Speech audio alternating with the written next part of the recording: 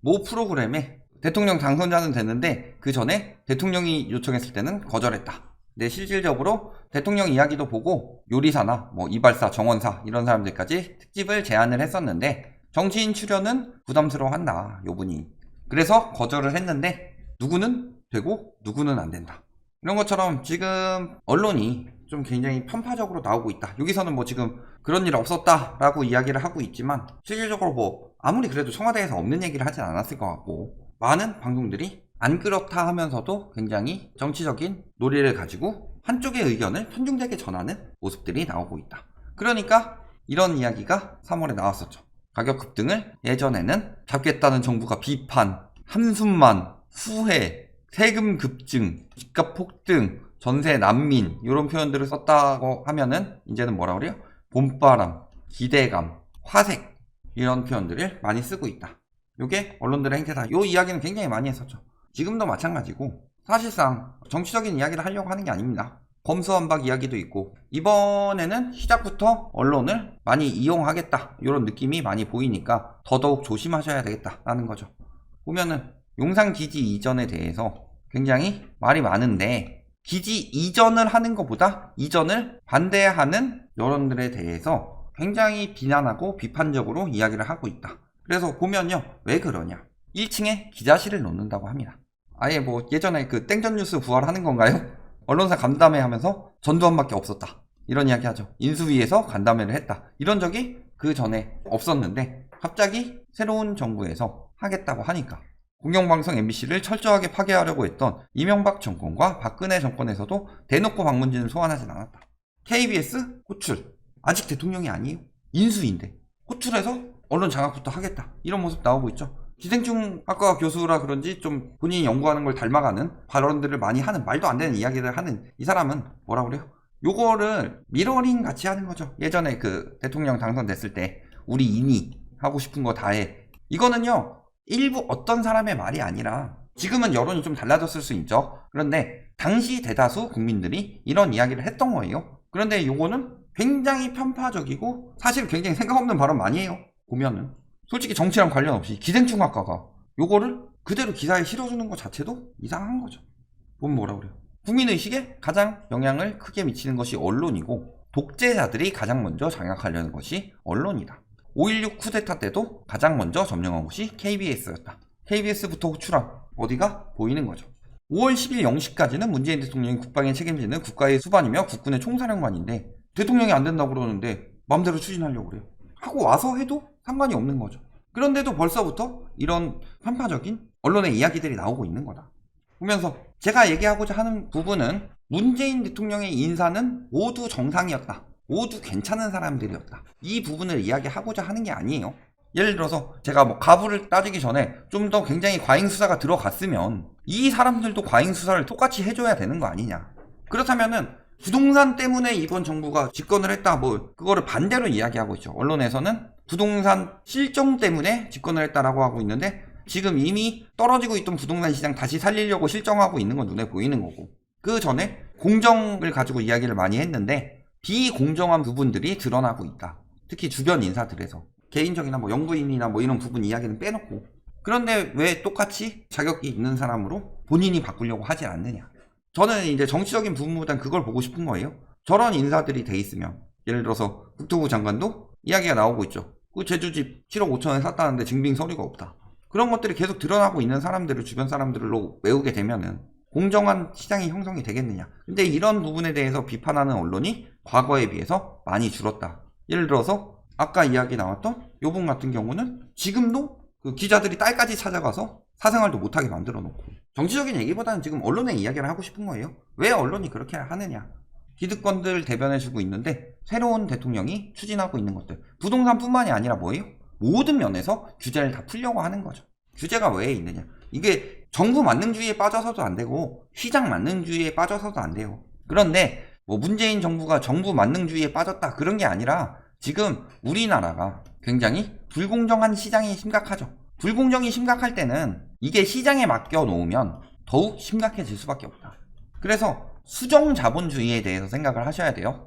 기득권에게 부가 몰리고 정당한 노동의 대가를 못 받으면 결국에는 한계를 맞이할 수밖에 없죠. 왜 기술이 갑자기 엄청나게 발전을 했느냐? 정당한 대가를 어느 정도 주기 시작했기 때문이에요. 수정자본주의가 생겨나기 전에 영국을 보면요, 굴뚝 청소를 하는데 성인들은 못 들어가죠. 그러니까 5살짜리 아기들한테 굴뚝 청소를 시켜놓고서 주는 돈은 고작 5센트? 뭐 이 정도밖에 안 됐다. 누구는 가만히 두고서 돈 벌고 있고. 그런 게 지속이 되면은 그 사회에 대해서는 굉장히 이제 박탈감이 심각하고요. 사회 자체의 원동력이 떨어집니다. 그런데 우리나라가 그게 굉장히 심각하죠. 왜냐? 지금도 그 이야기 나오고 있는데 소득 대비 집값이 매우 높고요. 그 다음에 가계부채가 매우 높습니다. 그리고 저번에 이야기했던 피케티 지수는요, 이미 11을 넘어가면서 일본 버블이 9.8을 넘어섰다. 이거 자체가 불평등이 굉장히 심하고 자본이 쏠려 있다는 이야기예요. 이걸 시장이 알아서 돌아가게 둔다라고 하면요, 돈 많은 사람이 무조건 이깁니다. 포커 같아요. 라이트하우스랑 포커를 뭐 잘 치거나 그러진 않아요. 그냥 룰 정도만 알고 있어요. 그리고 생각나는 갬블러가 없으니까 임요한, 이 갬블러로 가셨었죠? 이렇게 붙더라도 막상 똑같은 돈으로 한 100달러씩 들고 붙으면은 완전히 허접같이 깨지겠죠, 제가. 그런데 이 사람에게는 500달러가 있고요, 저에게는 50만 달러가 있어요. 실력 차이는 엄청 나더라도 올인 될 때까지 붙는다 라고 하면은 무조건 제가 이깁니다. 자신할 수 있어요. 첫 경기 500달러 걸어요. 해도 안 보고 걸어도 돼요. 죽으면은 기본 판돈이라도 먹는 거고, 졌어요. 49만 1,500달러 되는 거고 1,000달러 되는 거죠. 그럼 그 다음엔 1,000달러 걸어요. 또 져요. 2,000달러 걸어요. 될 때까지 계속 2배로 때려가지고 올인하면은 질 수밖에 없어요. 아무리 잘하는 사람이 있더라도. 규제를 하고서 노동자나 서민들의 권리를 어느 정도 보호를 해줘야 된다.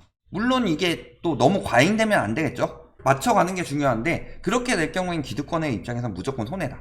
그러니까 가장 심각한 게 부동산 쪽에서는 여론을 잡기가 더 좋죠. 부동산 입장에서는 두 채만 가지고 있어도 기득권이 되는 거니까. 부동산뿐만이 아니라 이런 것들을 푼다고 하니까 굉장히 호의적인 기사들이 나올 수밖에 없다. 왜? 기업이든 외국인이든 해외 기업이든 광고는 주죠, 언론에게. 그런데 많은 대다수의 노동자, 서민, 내 집 마련하는 실수요들, 이런 사람들이 뭘 광고를 주냐. 반대로 문재인 정부는 규제만 했죠. 투기 과열 지역 지정, 대출 규제 등 금융 대책, 양도세 등 세금 강화, 분양가 상한제 등 투기를 근절시키고 실수요자를 보호한다. 실수요자들이 대표적인 서민들이고 투기를 하는 사람들이 대표적인 기득권들이다. 그러니까 언론이 굉장히 편파적으로 이야기할 수밖에 없다. 시장 만능주의도 좋지 않고 정부 만능주의도 좋지 않아요. 하지만 시장이 과열되고 한쪽으로 자금이 굉장히 몰리고 문제가 생겼을 땐 정부에서 개입을 해야 된다. 반대로 너무 정부의 개입이 심각해서 시장의 침체가 너무 길고 그래서 거품이 다 빠졌는데도 그럴 경우에는 정부에서 이제 빠져야죠. 그게 시기가 있는 건데 벌써부터 완화하려고 그래요. 거품은 하나도 안 빠졌고 가계부채는 지금 폭증해가지고 서민들이 다 죽어가고 있는데도. 그런데도 완화가 잘하고 있는 것처럼 이야기를 하죠. 아직은 안 돼요. 거품이 다 빠진 다음에. 그리고 그 중에서도 남겨둬야 될 건 남겨둬야 되죠. 대표적인 예시로 언론에서 제일 없애려고 하는 법이 뭐냐? 부동산 시장에. 임대차 3법이죠. 왜? 그거는 거품이 다 빠져도 없앨 명분이 없기 때문에. 8월 지나서요 전세가 더 떨어지면 명분 완전히 사라집니다. 그러니까 그 전에 어떻게든 없애려고 언론 플레이 하고 있는 거다. 그러면서 전문가들, 10명 중 9명, 주택정책 미흡, 이 이야기를 하는 전문가들이 어디 전문가들이냐? 라고 보면은 한국 갱개인협회랑 한땡 부동산 학회. 자, 여기 뭐 하는 데들이에요? 여기 기업, 여기 부동산. 대표적인 기득권 단체들만 모아와서 거기서 전문가 의견을 조사하면은 뭐가 있냐? 하다못해 연합회를 하려면은 반대쪽도 해야죠. 임대인 할 거면 지금 임차인도 같이 불러와서 여론조사를 해야 되고 그런데 굉장히 저쪽만 조사를 하게 되니 당연히 미흡하다고 하겠죠. 그러면서 다 잘못된 정책들 뭐라 그래요? 재건축 재개발 규제 강화, 다주택 보유세 양도세 강화, 그 다음에 임대차 3법. 요거 3개 복수응답 쪽으로 굉장히 많이 나오죠. 규제를 했기 때문에 잘못했다. 그래서 지금 규제를 완화하니까 뭐라 그래요? 규제 완화에 집값 들썩. 똘똘한 한 채 삽니다. 떠나는 종로도 집무실이 들어오는 용산도 둘 다 오른대요. 규제 완화한 대가가 저거예요. 새로운 정부에서 지금 추진하고 있는 양도세, 보유세 완화, DSR 완화는 추진하려고 하고 있죠. 아직 안 됐지만. 그러면 LTV 완화 하다못해. 이런 것들에 대해서 조사하면은 반대 결과가 나오겠죠. 좋은 정책이다. 하지만 저런 것들 한다고 하니까 집값 올라가는 거 보면 잘못된 거라는 게 보이지 않느냐.